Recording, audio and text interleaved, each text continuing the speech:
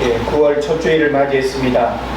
가장 무더운 여름철을 지나면서 선선한 시간들이 오기를 고대했고, 또 9월 달이면 날씨의 변화가 찾아오리라고 생각하면서 우리가 9월을 아마 마음속에 많이 기다렸는지 모릅니다.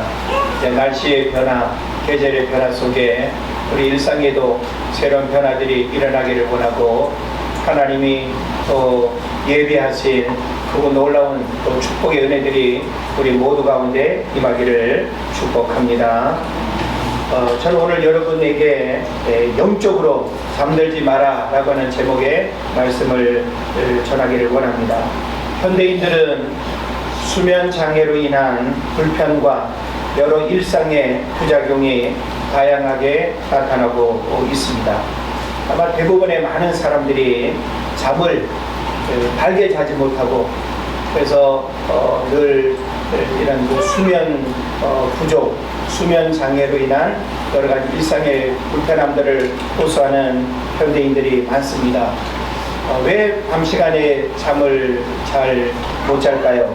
여러 가지 이유들이 있을 텐데, 늦은 취침 시간이 하나의 원인이 될 수 있을 거고, 또 늦은 시간까지의 일과 또 누군가를 만나는 그런 일들도 역시 수면 장애의 이유가 될 것 같습니다.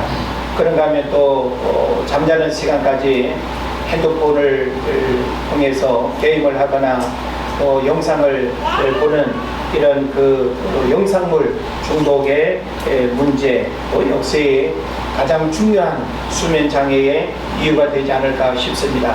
그리고 우리 가정에는 수많은 전자기기들을 사용하고 있죠. 그래서 전자파로 인한 수면 장애도 오늘날 또 지적을 합니다. 그래서 이런 여러 가지의 어떤 문제들이 잠이 보약이라고 하는 말을 이제는 하나의 이야기로만 우리가 들을 뿐이지, 정말 매일 우리가 잠을 보약으로 이렇게 경험하는 그런 시간들을 많이 잃어버리고 살아가는 것 같습니다.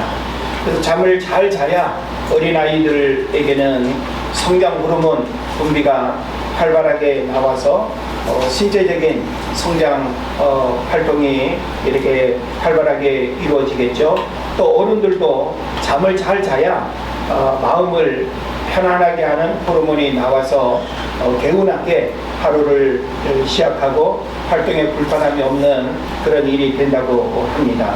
그래서 성경 시편 127편 2절을 보면 여호와께서 그 사랑하시는 자에게 잠을 주시는도다 라고 했습니다. 잠은 의지나 노력으로 배워지는 건 아닌 것 같아요. 그죠? 그래서 우리가 정상적으로 잠을 자지 못하다 보니까 약을 먹게 되고, 그리고 또 정상적이지 않은 방법으로 계속 자신을 이렇게 관리하다 보니까 더 악순환에 고리를 끊지 못하는 그런 문제들이 있는 것 같습니다. 우리가 잠을 잘 잔다는 것, 하나님의 전적인 은혜입니다. 그래서 잠들지 못하는 하얀 밤을 보낸다는 것은 엄청난 고통이죠. 제가 예전에 어떤 한약을 이렇게 먹으면서 그 이전에 한 번도 경험하지 못한, 완전 그냥 이렇게 잠이 오지 않아가지고 하룻밤을 꼬박 이렇게 세워본 적이 있습니다. 그렇게 잠이 안 올 수 있는지, 그래서 또 참 별난 약이 다 있구나 하는 생각을 해봤는데, 우리가 잠을 잘 잔다라고 하는 것은 얼마나 큰 축복인지 모르는 것입니다. 그래서 고문 중에 잠을 안 재우는 고문도 있다고 하지만, 언제라도 아무 데서도 잠을 잘 자는 것은 분명히 큰 축복임에 틀림이 없습니다. 그래서 쾌면을 통해서 심신이 회복되고 다음 날을 힘있게 살아가는 에너지를 얻는 축복이 여러분들 삶 가운데 있기를 주의 이름으로 축원을 드립니다. 성경에서는 이런 육체의 휴식으로서의 잠과 다르게 영적인 잠은 위험한 것으로 기록하고 있습니다. 육적으로는 잠을 잘 자야 되는데 영적으로는 잠을 자면 안 된다는 거예요. 반대 개념이죠. 그죠? 그래서 성경이 가르치는 이 가르침의 교훈들을 오늘 우리가 잘 깨달았으면 좋겠습니다. 그래서 우리가 피곤하고 하루 그냥 공부하고 직장 다녀오고 사업하는 일들이 하루하루의 시간을 놓고 보면 얼마나 피곤합니까? 빨리 그냥 집에 들어가서 옷 갈아입고 씻고 빨리 자고 싶은 이런 마음이 매일매일 우리에게 찾아오지 않습니까? 그래서 누우면 정말 이렇게 깊이 잠들고 모든 피로를 풀어내는 이 육신의 잠을 잘 잔다는 거 얼마나 큰 축복인지 모릅니다. 그래서 성경은 사랑하시는 자에게 잠을 주신다. 잠을 잘 자는 것은 우리의 의지나 우리의 노력이 아니라 뭐라는 거예요? 하나님의 은혜다라고 하는 것입니다. 그래서 하나님의 은혜로 수면 장애로 인한 불편과 어려움 없이 육체의 모든 피로들이 잘 회복되어서 다음날 힘있게 살아가는 은혜가 있기를 바라면서 영적으로는 이렇게 잠을 자면 안 된다라고 하는 것이 성경의 가르침이에요. 우리가 육적으로는 잠을 잘 자는 것이 은혜지만 영적으로 잠을 자는 것은 하나님의 은혜가 아닙니다. 여러분이 나는 육적으로도 잘 자고 영적으로도 잘 자 이러면 이거는 하나님의 은혜가 아니라 하나님의 아주 무서운 진노의 사인이라고 하는 사실을 여러분 깨달아야 됩니다. 그래서 주님께서 이 땅에 다시 오실 때 우리는 어떤 영적인 상태로 있어야 될까요? 마가복음 13장 36절에 이렇게 말합니다. 너희가 자는 것을 보지 않도록 가라 그랬어요. 그러니까 우리는 장차 오실 재림 예수 그리스도를 바라보며 살아가지 않습니까? 그래서 그 재림 예수 그리스도를 만나고 기다리는 일은 영적으로 깨어있는 자의 모습이라는 것을 우리에게 말해줍니다. 또 마태복음 25장을 보게 되면 슬기로운 다섯 처녀와 미련한 다섯 처녀에 대한 이야기 나오죠. 그 비교를 우리가 해보게 될 때 그 차이점이 무엇입니까? 영적으로 깊은 잠에 빠져서 신랑 되신 주님이 오실 때에 맞이하지 못하는 어리석음의 우를 보면서는 안 된다는 것이죠. 그래서 우리가 슬기로운 다섯 처녀가 돼서 언제라도 어느 밤중에 오시더라도 신랑 되신 그 예수님을 맞이할 수 있는 등과 기름을 준비하는 슬기로운 다섯 처녀가 돼야지 미련한 다섯 처녀가 돼가지고 갑작스레 이렇게 오시는 그 주님을 맞이하지 못한다라고 한다면 이것은 큰 낭패가 되겠다라고 하는 것입니다. 그래서 로마서 11장 13장 11절에도 이런 영적으로 잠들지 말아야 된다라고 하는 부분을 아주 중요하게 언급하는데 너희가 이 시기를 알거니와 자다가 깰 때가 벌써 되었으니 라고 말합니다. 우리가 영적인 측면에서 보면 영적인 깊은 잠에 빠져 있어서는 안 된다는 거예요. 우리가 지금 살고 있는 이 시대가 영적으로 얼마나 어둡고 그리고 사탄의 세력이 얼마나 강하고 우리에게 다가오는 사탄의 유혹과 그런 세상적인 미혹이 얼마나 강력한데 영적으로 우리가 잠들어 있어서 되겠냐라고 하는 거예요. 그래서 한 가정에 누군가는 깨어 있어야 됩니다. 모두가 깨어 있으면 좋죠. 누군가는 분명히 깨어 있어서 우리 가정에 일어나는 영적인 기상도를 읽을 수 있어야 돼요. 우리 아이들에게 일어나는 영적인 상태, 믿음 생활을 한다고 하는 우리 가정에 일어나는 영적인 상황들을 영적인 깨어있음의 그런 분별력을 가지고 우리가 진단할 수 있어야 된다라고 하는 것입니다. 사도 바울은 고린도전서 11장에서 고린도 교회 성도들에게 성찬을 받기에 합당하도록 성별된 삶을 가르치면서 준비되지 못하는 성도들에게 경고의 메시지를 그 11장 30절에서 이렇게 말합니다. 그러므로 너희 중에 악한 자와 병든 자와 잠자는 자도 적지 아니하다. 그러니까 사도 바울은 고린도 교회를 지금 매일 들락날락하면서 보고 성도들을 만나고 있는 상황이 아니에요. 멀리 떨어져 있는 그런 상황에서도 고린도 교회를 영적인 안목으로 바라보고 있는 영적인 깨어있음이 있는 거예요. 사도 바울은 영적으로 깨어있는 상태가 되다 보니까 영적으로 잠들어 있는 교회와 성도들을 바라보면서 권면하고 있고 깨어나야 된다라고 하는 말씀을 이렇게 주고 있는 것이죠. 우리가 군생활을 하게 되면 유명한 명언을 우리가 듣게 됩니다. 어떤 말이 있죠? 작전에 실패한 군인은 용서할 수 있어도 경계에 실패한 군인은 용서할 수 없다. 배식에 실패한 군인도 용서할 수 없다. 뭐 이렇게 이제 또 농담삼아 이야기를 하기도 하죠. 예. 중요한 건 뭐예요? 경계에 실패한 군인은 용서할 수 없다. 내무반에 50명, 100명 이 존우들이 잠을 자고 있는데 내가 밖에서 경계, 보초를 서고 있단 말이에요. 깨어 있어야 할 보초병이 잠들어 있다라고 하는 것은 그 개인의 문제로 끝나는 것이 아니라 그 전체가 다 몰살당할 수 있는 그런 전쟁 상황에서의 위험을 우리에게 말해주는 거예요. 여러분, 교회도 마찬가지 아니겠어요? 교회도 영적으로 깨어서 기도하는 성도가 없고 새벽을 깨우는 성도가 없고 늘 교회의 영적인 그 깨어있음을 끊임없이 고민하고 몸부림치지 않는다고 한다면 교회는 교회로서의 기능과 목적을 잃어버리게 됩니다. 우리는 교회라고 하는 공동체도 영적으로 깨어있어야 될 뿐만 아니라 우리의 가정도 우리의 개인도 영적으로 깨어있는 자의 삶이 어떠한가라고 하는 사실을 우리는 잘 이해할 수 있습니다.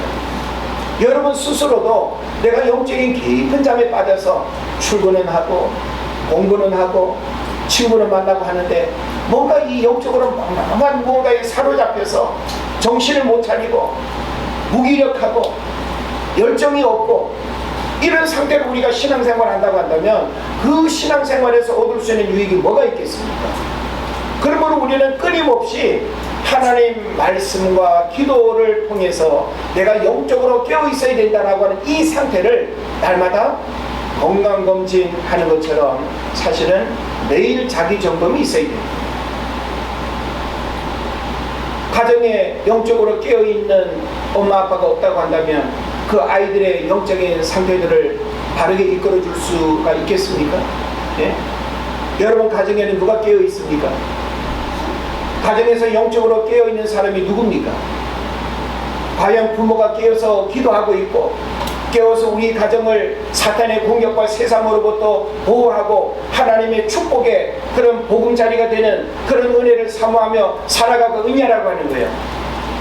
오늘 세상은 사탄이 공중보서에 잡은 자의 그런 악한 영향력을 가지고 믿는 자를 미혹하고 교회를 공격하고 얼마나 하나님의 사역을 방해하는 이런 일들이 점점 더 강력해지는지 몰라요.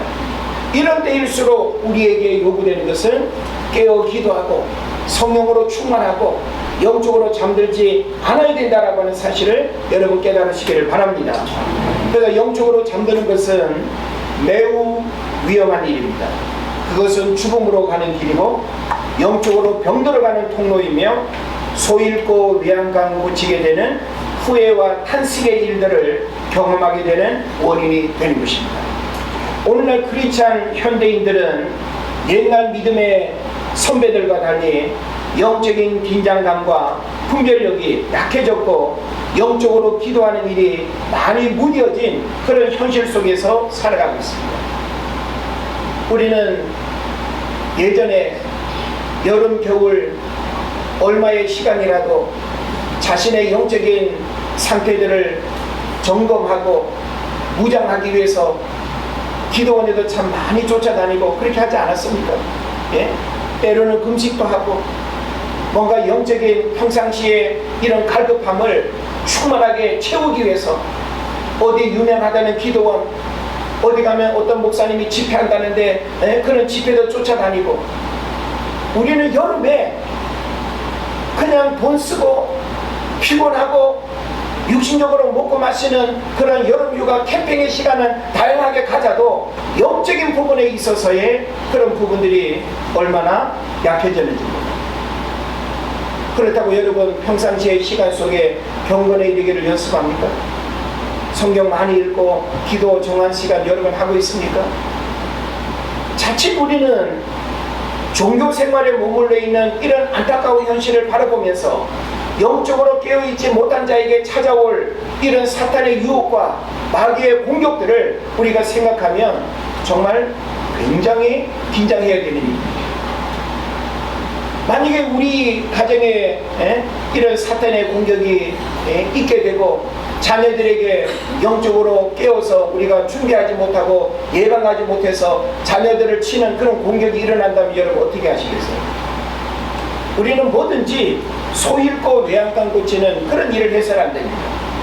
하나님은 우리에게 깨어 기도함으로써 우리에게 일어날 모든 일들을 미리 우리가 준비하고 사탄의 공격을 능히 물리칠 수 있는 그런 무장을 하나님이 원하시는 거예요.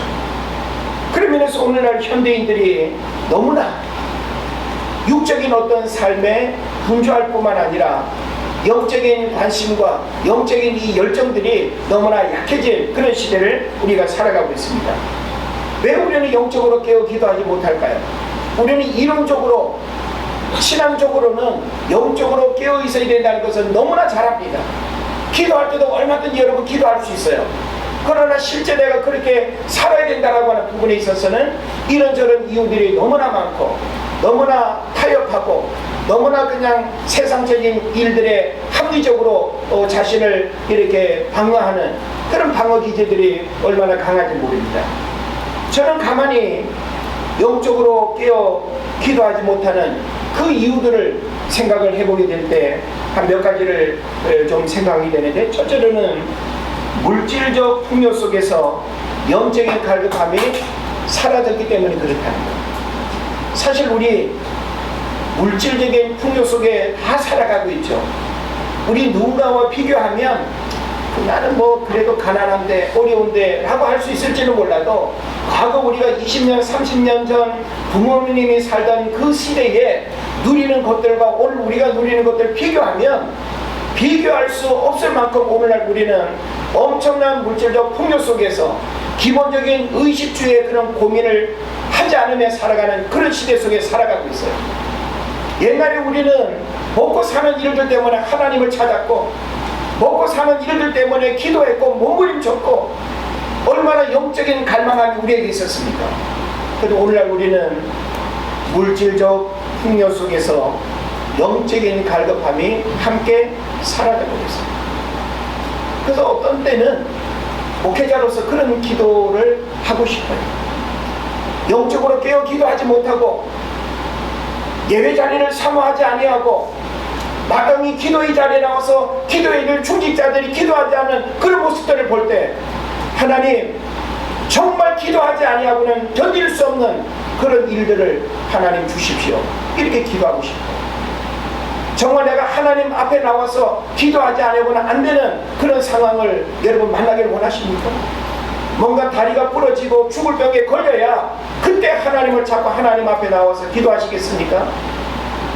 하나님 우리에게 건강을 주시고 시간을 주시고 기회를 주신 것은 이 좋은 시절에 더 하나님을 찾고 어떤 문제를 위한 예방 기도를 하고 미리 기도를 하고 나 자신뿐만 아니라 기도를 필요로 하는 수많은 일들을 우리가 기도하는 그런 성숙한 그리스도인으로 살아야 되지 않겠습니까? 오늘 우리는 나 자신에게 문제 없으면 더 이상 하나님을 찾아야 할 이유도 없고 기도해야 될 이유도 없는, 그러다 보니까 영적으로 깨어 있어야 할 이유가 전혀 없는 겁니다. 여러분 새벽에 일어나서 기도하지 않는 것에 대한 부담감이 있습니까?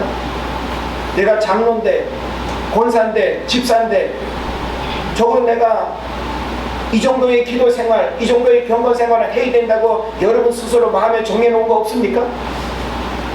주일 새벽에 교회 나와서 기도하자고 하는데 여러분들은 무엇 때문에 기도를 안 합니까? 우리는 하나님 앞에 보여주기식의 신앙생활이 아니라 영적으로 깨어있어야 된다고 하는 그런 측면에서 우리는 우리 스스로가 여러분이 정한 시간에 한밤중에도 나와 기도할 수 있어야 되고 초저녁에도 나와 기도할 수 있어야 되고 내가 새벽에 일어날 수 있으면 새벽에 일어나서도 기도해야 되고 여러분이 멀어서 교회에 올 수 없다고 한다면 있는 곳에서 여러분이 하나님 앞에서 자신의 경건과 영적인 유익을 위해서 가족들을 위해서 깨어 기도하는 것은 너무나 중요한 일입니다. 오늘날 개인이나 가정이나 교회가 영적으로 깨어있지 못하고 깊은 잠에 빠져 있으면 그 사람에게 기대할 수 있는 영적인 축복이 있겠어요? 예? 하나님은 영적으로 깨어있는 자에게 하나님의 비밀을 말씀하시고 하나님의 능력을 부어주시고 하나님의 약속이 깨어있는 자들을 통해서 이루어지는 줄 믿으시기를 바랍니다. 이제 우리는 이런저런 이유들, 애들 키우는 것 때문에 피곤해서 어제 늦게 자서 할 일이 많아서 왜 이렇게 기도 생활하는 일에 있어서는 이유가 많을까요? 네. 이제 우리는 더 이상 그런 이유 변명하지 말고 여러분이 할 수 있는 그 모든 시간과 기회 앞에서 하나님 앞에도 전심으로 나아갈 수 있기를 바랍니다. 아멘 하세요? 아멘. 그 다음에 또 한 가지 이유는 하나님을 찾아야 하는 절박함이 사라졌다는 거예요. 분명히 우리가 이 문제는 하나님을 찾아서 해결해야 되는데 오늘날 많은 사람들이 하나님은 안 보여. 당장 눈앞에 누군가를 찾아가고 현실적인 방법으로 문제를 해결하려는 그 머리만 돌아가고 굴러갈 뿐이지 어떤 문제들이 생기면 먼저 하나님 앞에 나와 엎드리고 무릎 꿇고 하나님의 도움을 구하는 그런 절박함이 오늘날 우리에게 사라졌다. 그러다 보니까 깨어 기도하지 않습니다. 절박함이 없으니까. 네? 기도해야 된다는 절박함, 내가 금식이라도 하면서 내가 기도해야 되겠다는 절박함, 내가 우리 아이들을 위해서, 남편을 위해서, 우리 가정의 이런 어려움을 위해서 내가 기도해야 되겠다고 하는 절박함이 있어야 되는데 병원 가면 되고 좋은 의사 만나면 되고 부모를 통해서 도움받으면 되고 하나님의 도움을 다 필요로 하지 않아요. 여러분에게 하나님의 도움은 언제 필요합니까?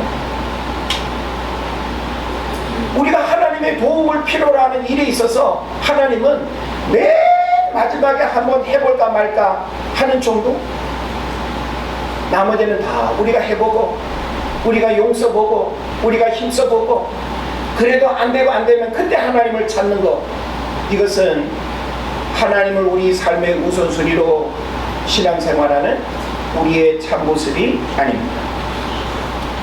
또 한 가지 우리가 깨어있지 못하는 모습들을 보면 바쁨과 분주함 속에 육체적 피곤함이 영을 잠들게 한다는 것.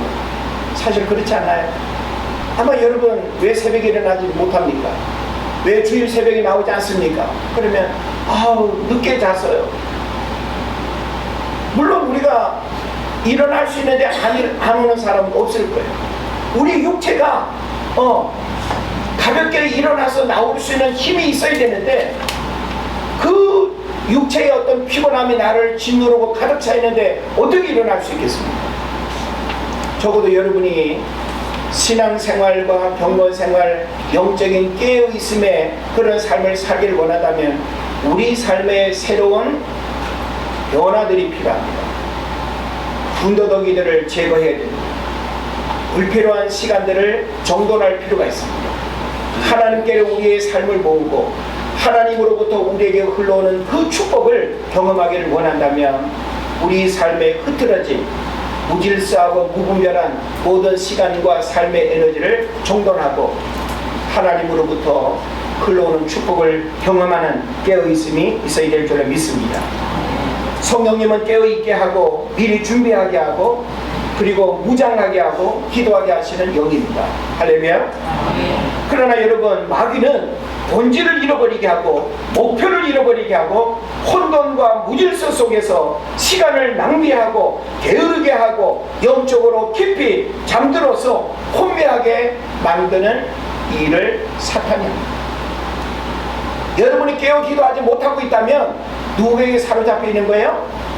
마귀에게 사로잡혀 있는 거예요.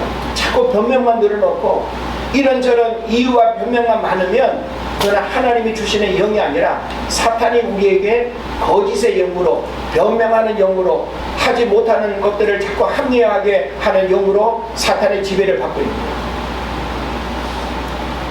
하나님의 성령의 사람은 그렇지 않습니다. 하나님의 성령의 사람은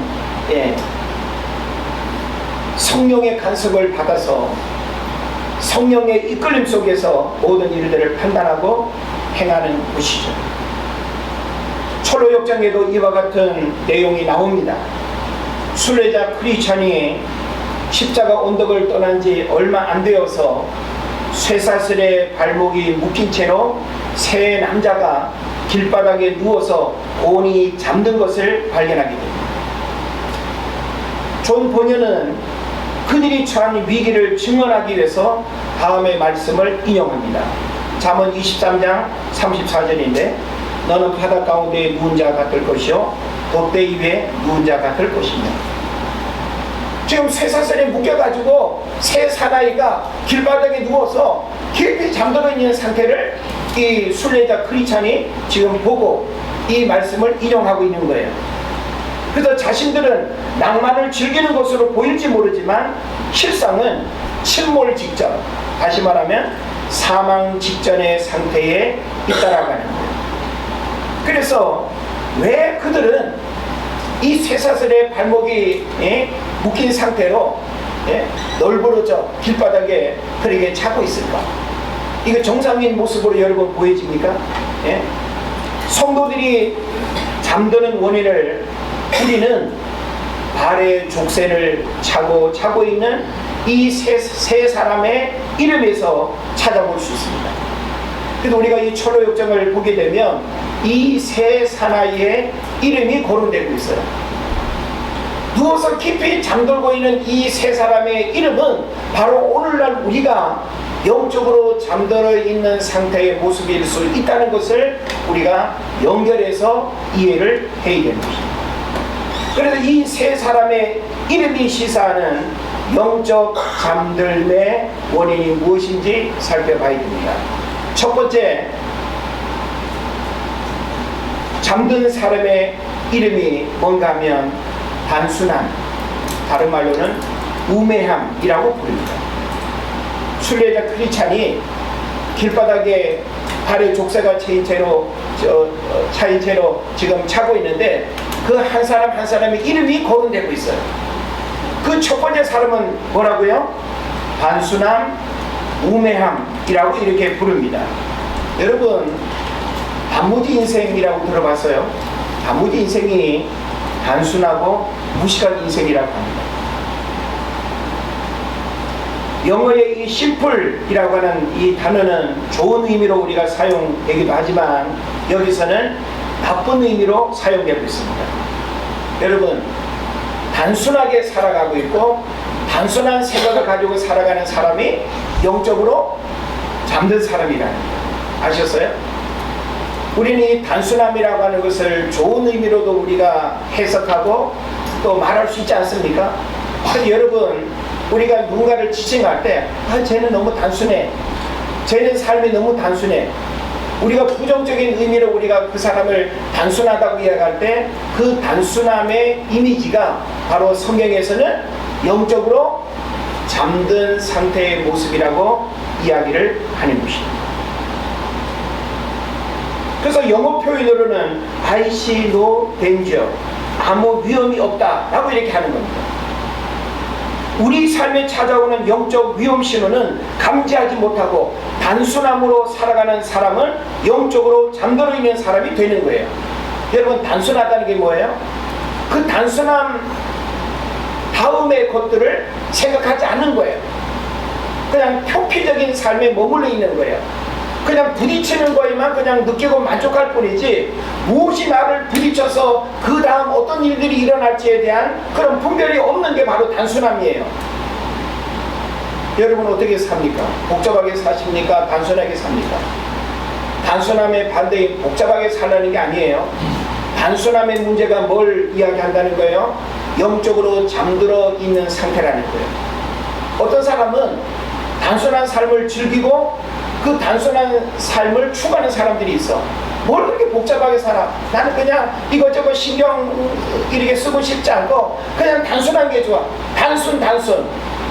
그 단순한 사람의 내면에는 영적으로 잠들게 하는 사탄의 놀라운 전략이 있다는 것을 여러분 깨달으시길 바랍니다.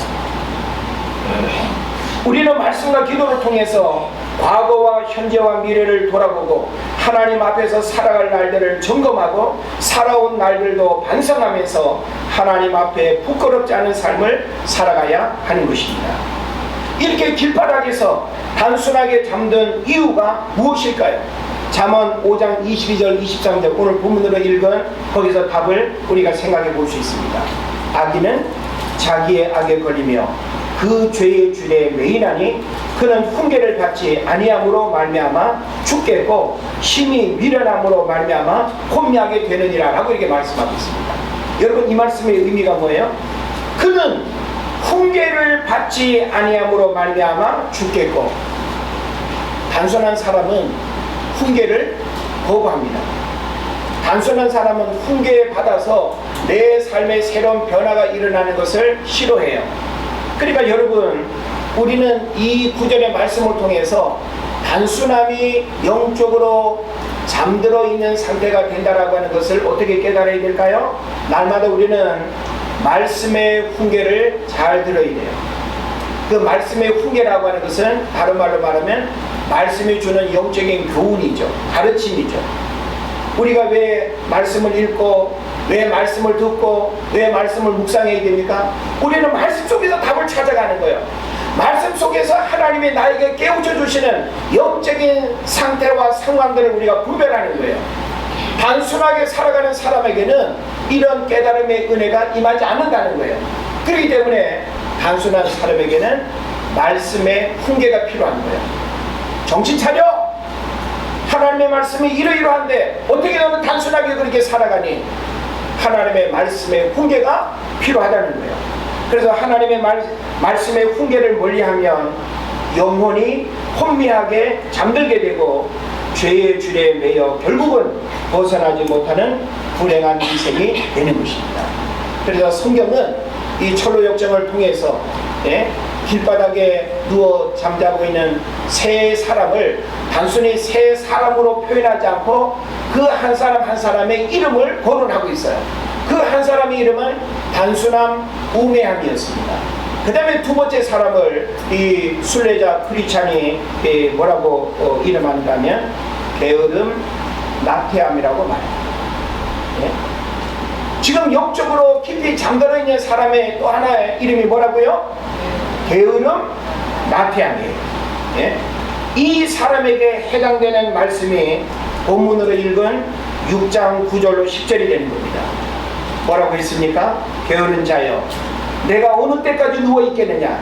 내가 어느 때에 잠이 깨어 일어나겠느냐? 좀 더 자자, 좀 더 졸자, 손을 모으고 좀 더 누워있자. 누구 말이에요? 여러분 말 아니에요? 깨우지 마! 더 자고 싶어! 학교 안 가고 싶어! 출근 안 하고 싶어! 우리 방 집사님 요즘 아마 그러실 거예요. 더 자고 싶어! 피곤하고 힘들어! 피로가 다 풀리지도 않았는데 또 그냥 일하러 나가야 되고 좀 고통스러울 수 있겠죠. 이 두 번째 사나이를 크리스찬이 깨웁니다. 깨우니까 뭐라고 말하는지 알아요? 이 게으름과 나태함이 조금만 더 자게 해다오 이렇게 대답해요. 크리스찬이 길바닥에 누워 자고 있는 그 두 번째 그 게으름을 깨우니까 조금만 더 자게 해달라고 그렇게 대답하는 거야. 이런 사람을 어느 책에 보니까 소세지 인생이라고 말합니다. 소세지 인생이 뭐예요? 단무지 인생 아까 들었죠? 이 소세지 인생은 소방 맞고 세상 등진 지긋지긋한 인생이 소세지 인생이죠. 게으른 자는 이렇게 버림받게 된다는 거예요. 게으른 자, 나태한 자는 누구도 환영하지 않습니다. 밥도 제대로 얻어먹지 못해요. 이런 사람에게는 내일과 미래를 보증할 수 없다라고 하는 것이죠. 그래서 영적으로 잠을 자는 사람이란 이런 자세와 태도를 가진 사람을 의미하는 것입니다.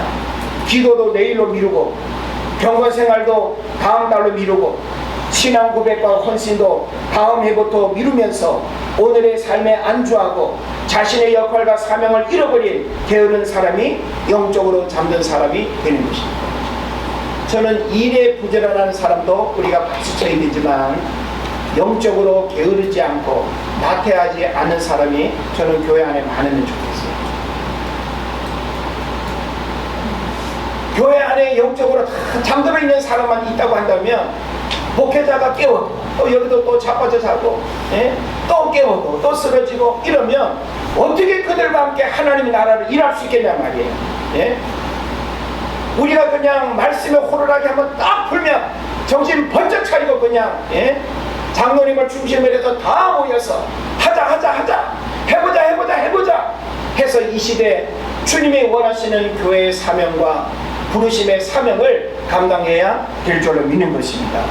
오늘날 우리 삶의 게으름과 나태함이 얼마나 깊이 있게 찾아오는지 몰라.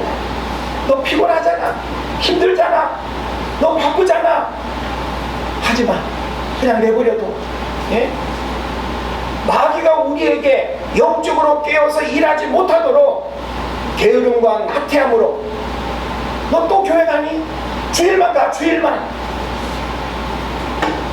여러분, 우리가 주일에 교회 와서 예배하는 것도 너무나 귀하지만 우리는 주중에도 하나님을 예배하고 또 기도하는 공적인 시간들이 있습니다. 저는 여러분 모두에게 권합니다. 여러분이 어떤 이유, 어떤 환경 속에 있을지라도 우리는 공적인 예배와 기도를 사모해야 되고, 함께 교회 공동체가 모이는 자리에 끊임없이 열심으로 함께 해야 됩니다. 그 일들을 통해서 무장하고 충만하게 하나님의 은혜를 경험하고 하나님의 능력을 힘입어서 하나님의 사명을 감당해야 될 줄을 믿습니다. 제가 이번 학기 서울시대 외래상담을 시작하게 되면서 주중에 서울시대 이 외래상담 교수님과 이 목사님들 OT 모임이 있었어요. 그 공간 가운데 가면 기도실이라고 하는 공간이 있습니다. 언제부턴가 서울시대는 매일 365일 방학과 아무 상관없이 365일 직원들을 중심으로 해서 정오 기도회가 있대요. 그 정오 기도회 시간을 맞춰서 기도 모임을 같이 했습니다. 교수님들이 함께 모이고 직원들이 함께 모이고 목사님들이 함께 모여서 기도회를 하는데 참 좋더라고요. 기도회를 인도하는 그 교수님 한 분이 이런 말을 해요.